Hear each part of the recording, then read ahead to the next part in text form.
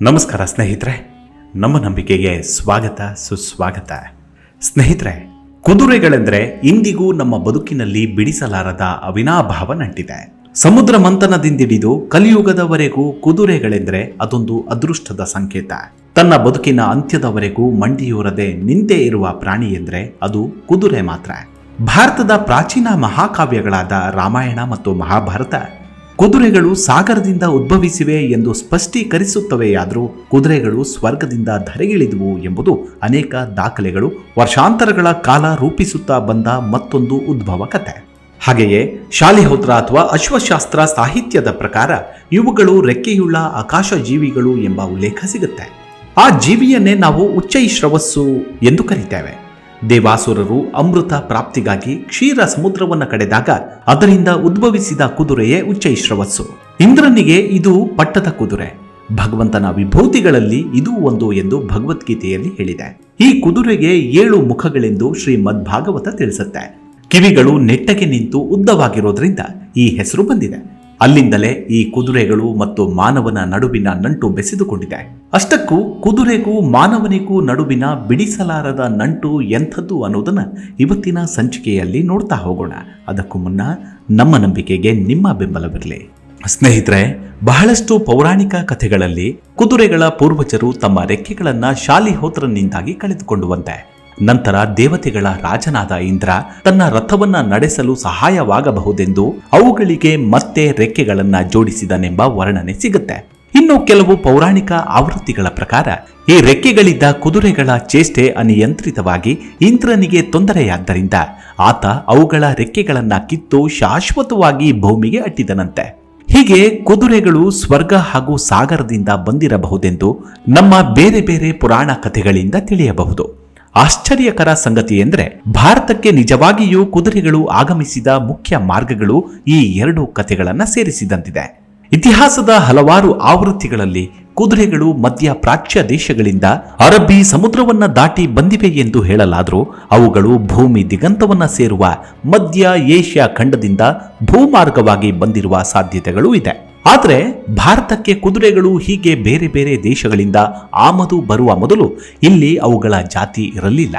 ಯಾಕಂದ್ರೆ ಇಲ್ಲಿನ ಮೂಲ ಕಾಡು ಕುದುರೆಗಳ ಸಂತಾನ ಸುಮಾರು ಕ್ರಿಸ್ತಪೂರ್ವ 8000 ವರ್ಷಗಳ ಹೊತ್ತಿಗೆ ಅಳಿದು ಹೋಗಿತ್ತು.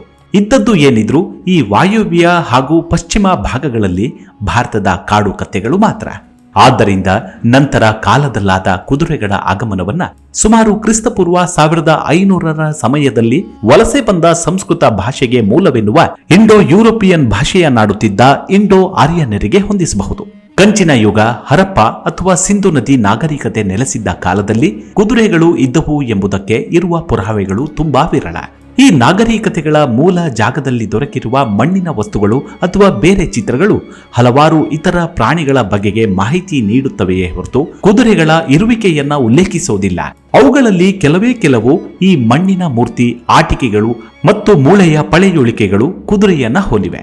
ಆದರೂ ಕನಿಷ್ಠ ಹರಪ್ಪ ನಾಗರಿಕತೆಯ ಕೊನೆಯ ಕಾಲದವರೆಗಂತೂ ಅವುಗಳನ್ನ ಸಾಕಾಣಿಕೆಗೆ ಒಗ್ಗಿಸಲಾಗಿತ್ತು ಎನ್ನುವುದಕ್ಕೆ ಸಾಕಷ್ಟು ಸಾಕ್ಷ್ಯ ದೊರೆತಿಲ್ಲ. ನಂತರದ ಕಾಲದಲ್ಲಿ ಕುದುರೆಗಳ ಬಗ್ಗೆ ಯಾವುದೇ ಉಲ್ಲೇಖವಿದ್ದರೂ ಕೂಡ ಅದು ಮಧ್ಯ ಏಷ್ಯಾ ಖಂಡ ಅಥವಾ ಇರಾನ್, ಪರ್ಷಿಯಾದಿಂದ ವಲಸೆ ಬಂದವರು ಹರಪ್ಪಾದ ಜನರ ಜೊತೆ ಮಿಳಿತವಾಗಿರುವುದರ ಕಾರಣ ಇರಬಹುದು.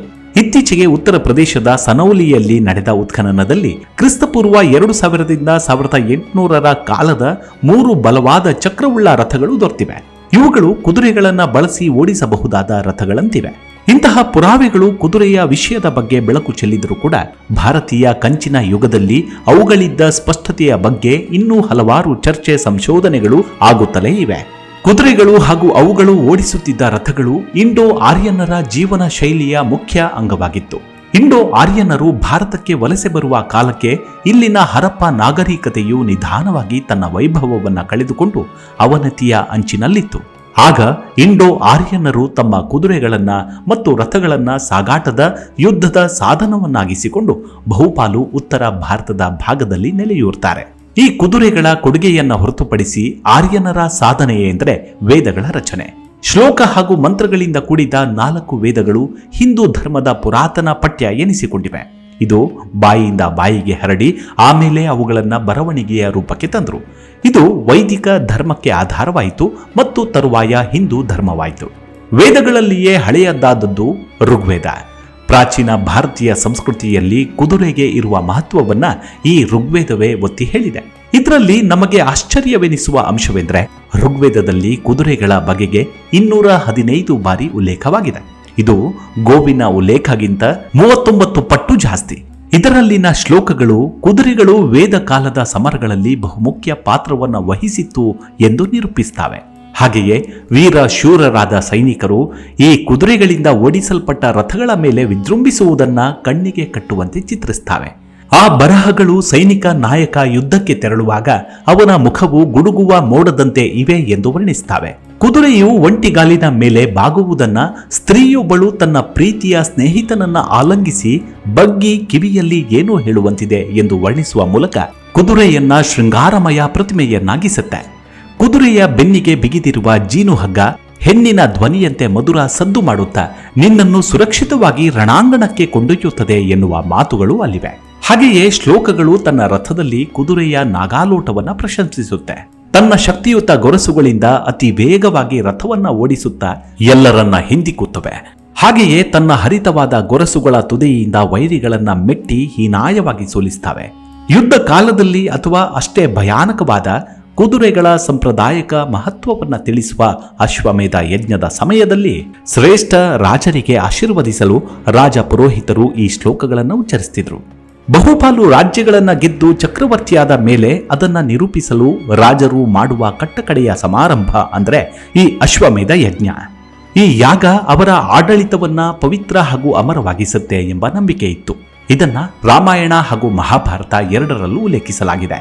ಧರ್ಮಶಾಸ್ತ್ರದಲ್ಲಿ ಹೇಳುವ ಹಾಗೆ ಇದರ ಕಷ್ಟಕರವಾದ ನಿಯಮಗಳು ಸಂಪ್ರದಾಯಗಳನ್ನು ನೋಡಿದ್ರೆ ಆ ಕಾಲದಲ್ಲಿ ಈ ಯಾಗ ಅತಿ ವಿರಳವಾಗಿತ್ತು ಎನ್ನುವುದು ಆಶ್ಚರ್ಯವಾಗೇನು ಕಾಣುವುದಿಲ್ಲ. ಬಹಳ ವಿಸ್ತಾರವಾಗಿರುವ ಈ ಯಜ್ಞ ಅದಕ್ಕಾಗಿಯೇ ಮೀಸಲಿಟ್ಟ ಆ ಒಂದು ಕುದುರೆಯ ಬಲಿಯಲ್ಲಿ ಕೊನೆಗೊಳ್ಳುತ್ತೆ. ಈ ಬಲಿಯ ಕುದುರೆ ಪೌರಾಣಿಕ ಕಥೆಗಳಲ್ಲಿ ಬರುವ ಉಚ್ಚೈಶ್ರವಸ್ಸು ಅಂದ್ರೆ ದೇವಾಸುರರು ಅಮೃತ ಪ್ರಾಪ್ತಿಗಾಗಿ ಕ್ಷೀರ ಸಮುದ್ರವನ್ನ ಕಡೆದಾಗ ಉದ್ಭವಿಸಿದ ಕುದುರೆಯನ್ನ ಬಿಳಿಯಾಗಿ ಮತ್ತು ಅತಿ ವೇಗದ ಕುದುರೆ ಎಂದು ಉಲ್ಲೇಖಿಸುತ್ತವೆ. ಕೆಲವೊಂದು ಉಲ್ಲೇಖದ ಪ್ರಕಾರ ಕಪ್ಪು ಬಿಳಿ ಅಥವಾ ಕಂದು ಬಿಳಿ ಇರುವ ಕುದುರೆಗಳನ್ನ ಗಮನಾರ್ಹ ನೋಟವಿರುವುದರಿಂದ ಬಳಸಬಹುದು.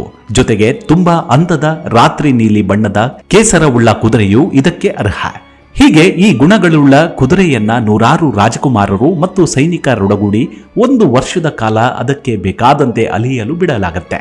ಇವರು ಆ ಪವಿತ್ರ ಕುದುರೆಯನ್ನ ಕಾಪಾಡಬೇಕು ಹಾಗೂ ಅದು ಓಡಾಡಿದ ರಾಜ್ಯದ ರಾಜರು ಅದನ್ನ ಬಂಧಿಸಿದ್ರೆ ಅವರೊಂದಿಗೆ ಯುದ್ಧ ಮಾಡಿ ಗೆದ್ದು ಆ ಕುದುರೆಯನ್ನ ಮರಳಿ ಪಡಿಬೇಕು. ಹೀಗೆ ಸೋತ ರಾಜರು ಮುಂದೆ ಈ ಅಶ್ವಮೇಧ ನಡೆಸುತ್ತಿರುವ ರಾಜನ ಅಧೀನದಲ್ಲಿರಬೇಕಾಗತ್ತೆ. ಅಂತಿಮವಾಗಿ ಆ ಕುದುರೆಯನ್ನ ಅದರ ಮೂಲ ರಾಜ್ಯದಲ್ಲಿ ಮೊದಲೇ ಹಲವಾರು ಇತರ ಸಾಕು ಪ್ರಾಣಿಗಳನ್ನ ಬಲಿಕೊಟ್ಟು ರಕ್ತಸಿಕ್ತವಾಗಿರುವ ಜಾಗದಲ್ಲಿ ಬಲಿ ಕೊಡಲಾಗತ್ತೆ. ಕುದುರೆಯನ್ನ ಬಲಿ ಕೊಡಲು ಹಲವಾರು ವಿಧದ ಕ್ರಮಗಳನ್ನ ಬಳಸ್ತಿದ್ರು. ಬಲಿ ಮುಗಿಯುವವರೆಗೂ ಬಲಿ ಕೊಡುವವನ ಜೊತೆ ಇನ್ನಿಬ್ಬರು ಆ ಕುದುರೆಯು ಶಾಂತಿಯಿಂದ ಇರುವಂತೆ ನೋಡಿಕೊಳ್ಳಬೇಕಾಗಿತ್ತು. ಹೆಚ್ಚು ನೋವಿಲ್ಲದ ಹಾಗೆ ಬೇಗ ಸಾಯಲು ಅದರ ಕತ್ತನ್ನ ಹಿಸುಕುತ್ತಿದ್ರು. ಈ ಬಲಿಯ ಪ್ರಕ್ರಿಯೆಯಲ್ಲಿ ರಾಜ್ಯದ ಮಹಾರಾಣಿಯ ಮುಖ್ಯ ಪಾತ್ರವಿತ್ತು. ಆಕೆ ಸತ್ತ ಕುದುರೆಯೊಂದಿಗೆ ಲೀನವಾಗಲು ಎಂಬಂತೆ ಸಾಂಕೇತಿಕವಾಗಿ ಅದರ ಪಕ್ಕ ಸೆರಗು ಮುಚ್ಚಿ ಕೂರಬೇಕಾಗಿತ್ತು. ಆದರೆ ಇಷ್ಟು ಪ್ರಕ್ರಿಯೆಗಳು ನಡೆದು ಕುದುರೆ ಸಾಯುವಾಗ ತಾನು ತನ್ನ ಯಜಮಾನನ ಎಲ್ಲಾ ಪಾಪಗಳನ್ನ ಮನ್ನಿಸಿ ಒಳ್ಳೆಯದನ್ನ ಆಶೀರ್ವದಿಸು ಎಂದು ಬೇಡಲು ಸ್ವರ್ಗಕ್ಕೆ ಹೋಗುತ್ತೇನೆ ಎಂದು ಅದಕ್ಕೇನು ಗೊತ್ತಿರಲಿಕ್ಕಿಲ್ಲ. ಕುದುರೆಯು ಒಂದು ಪ್ರತಿಮೆಯಾಗಿ ಪುನರುಕ್ತಗೊಳ್ಳುತ್ತಲೇ ಬಂದು ಅದು ಅನೇಕ ಸ್ಥಳೀಯ ಸಂಪ್ರದಾಯಗಳಲ್ಲಿ ಬಹುರೂಪಿಯಾದ ಅರ್ಥ ಸ್ವರೂಪಗಳನ್ನು ಪಡೆದುಕೊಳ್ತು. ಈ ಪ್ರಕ್ರಿಯೆಯ ಜೊತೆಗೆ ಕುದುರೆಯು ಯುದ್ಧ ಕಾಲದ ಒಂದು ಮುಖ್ಯ ಆಯುಧವಾಗಿ ರೂಪುಗೊಳ್ಳುತ್ತಾ ಬಂದದ್ದು ತಿಳಿಯುತ್ತೆ. ಕ್ರಿಸ್ತ ಶಕದ ಆರಂಭದವರೆಗೂ ಭಾರತದ ಯುದ್ಧ ಭೂಮಿಯಲ್ಲಿ ರಥಗಳನ್ನು ನಿಲ್ಲಿಸುತ್ತಿದ್ದರೆ ಹೊರತು ಓಡಿಸುವ ಕ್ರಮ ಇರಲಿಲ್ಲ. 7ನೇ ಶತಮಾನದ ನಂತರವಷ್ಟೇ ಈ ರಥಗಳು ಕುದುರೆಗಳಿಂದ ಓಡಿಸಲ್ಪಡುತ್ತಿದ್ವು. ಭಾರತದ ಮೊದಲ ದೊಡ್ಡ ಸಾಮ್ರಾಜ್ಯವಾಗಿದ್ದ ಮೌರ್ಯ ವಂಶದಲ್ಲಿ ಅಶ್ವದಳ ಅವರ ಸೈನ್ಯದ ಬಹುಮುಖ್ಯ ಅಂಗವಾಗಿತ್ತು. ಈ ಮೌರ್ಯ ವಂಶ ಕ್ರಿಸ್ತಪೂರ್ವ ಸುಮಾರು 4ರಿಂದ 2ನೇ ಶತಮಾನದವರೆಗೂ ಭಾರತವನ್ನ ಆಳಿತ್ತು.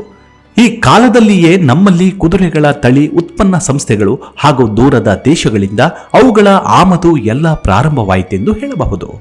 ಹೀಗೆ ಕೆದಕ್ತಾ ಹೋದಂತೆಲ್ಲ ಕುದುರೆಗಳು ಮತ್ತು ಮಾನವನ ನಂಟು ಅದೆಂಥದ್ದು ಅನ್ನೋದು ನಿಜಕ್ಕೂ ಊಹೆಗೆ ನಿಲುಕದ್ದು. ಇವಿಷ್ಟು ಕುದುರೆಗಳ ಕುರಿತಾದ ಕೆಲವೊಂದಷ್ಟು ಮಾಹಿತಿ. ಮುಂದಿನ ಸಂಚಿಕೆಯಲ್ಲಿ ಮತ್ತೆ ಸಿಗೋಣ. ಅಲ್ಲಿವರೆಗೂ ನಿಮ್ಮ ಆರೋಗ್ಯದ ಕಡೆ ಗಮನವಿರಲಿ. Take care. ನಮಸ್ಕಾರ.